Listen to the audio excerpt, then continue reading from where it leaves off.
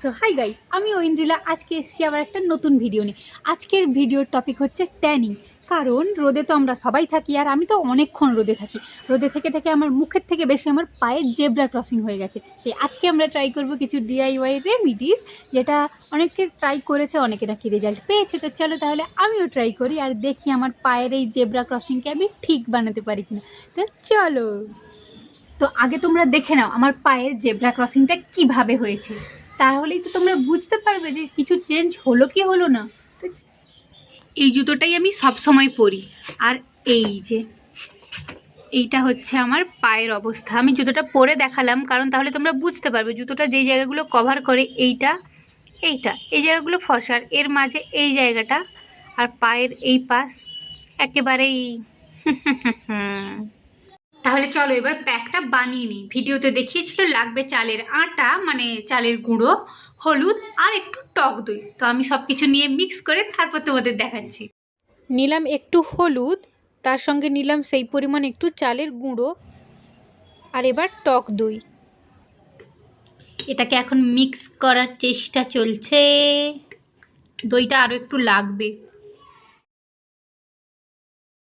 এই যে মিক্সারটা রেডি হয়ে গেছে, এবার এটা লাগানোর পালা। আমি কোনো জিনিসই সরাসরি মুখে লাগানোর সাহস পাই না, কারণ আমার মুখটা এমনিতেই তো খুবই সুন্দর, তাই সেটাকে আরও সুন্দর বানাতে আমি কোনোভাবেই চাই না। আর সেই জন্যই আমি সব কিছু প্রথমে হাত পা এসবের ওপর ট্রাই করে দেখি। আর তোমরাও না, যে কোনো কিছু সে হোক না, যতই ঘরোয়া পদ্ধতিতে বানানো হোক, তাও আমার মনে হয় মুখের থেকে আগে হাত পা বা গলা এইসব জায়গায় লাগানোটা বেশি ভালো।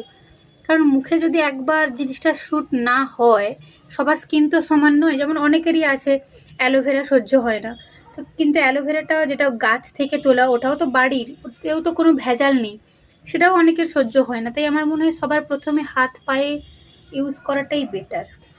এই যে লাগানো হয়ে গেছে, এবার এটাকে ভালোভাবে একটু ম্যাসাজ করি।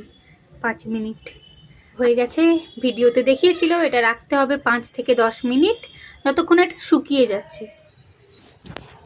এই যে প্রায় 10 মিনিট মতন হয়ে গেছে, এখন এটা এইভাবে শুকিয়ে গেছে। তো আমি আরও 5 মিনিট ওয়েট করব একেবারে শুকিয়ে যাওয়ার জন্য, তারপর এটা ধোবো।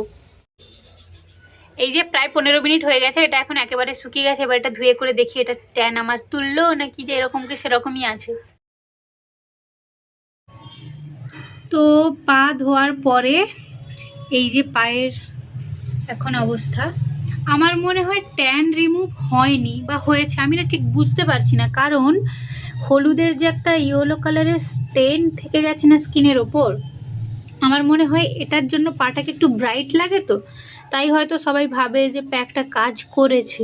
আচ্ছা তোমাদের দেখে কি মনে হচ্ছে, কাজ কি করেছে?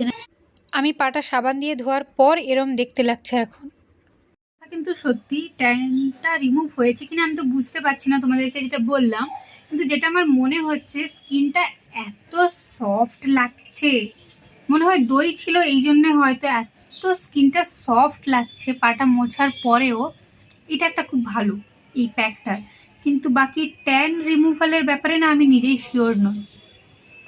তো গাইজ আজকের ভিডিওটা এই পর্যন্তই। তোমরা পরে আর কি নিয়ে ভিডিও দেখতে চাও তোমরা প্লিজ কমেন্ট করে জানিও। আর হ্যাঁ, আমার চ্যানেলে একজন সাবস্ক্রাইবার হয়ে গেছে, তো থ্যাংক ইউ তোমাকে। তুমি যে সাবস্ক্রাইব করেছো আমার চ্যানেলটা, তুমি আমার চ্যানেলের ফার্স্ট সাবস্ক্রাইবার। তোমাকে অনেক অনেক ধন্যবাদ, অনেক ভালোবাসা। আর বাকিরা তোমরা প্লিজ সাপোর্ট করতে থাকো, চ্যানেলটা সাবস্ক্রাইব করো, ভিডিওটা লাইক করো। তো আজকের মতন সবাইকে টাটা।